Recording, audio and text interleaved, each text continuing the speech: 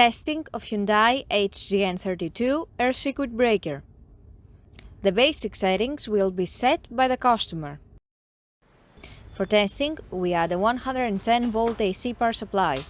At first, we trip the breaker manually.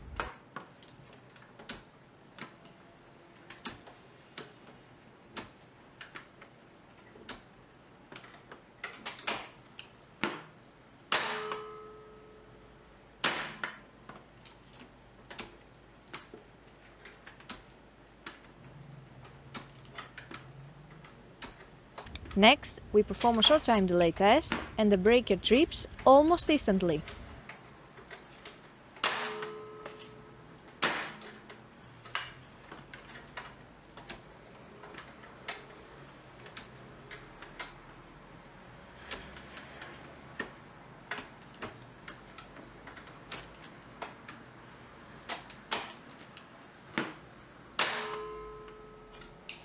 Lastly, we perform a long time delay test and the breaker trips after about 15 seconds.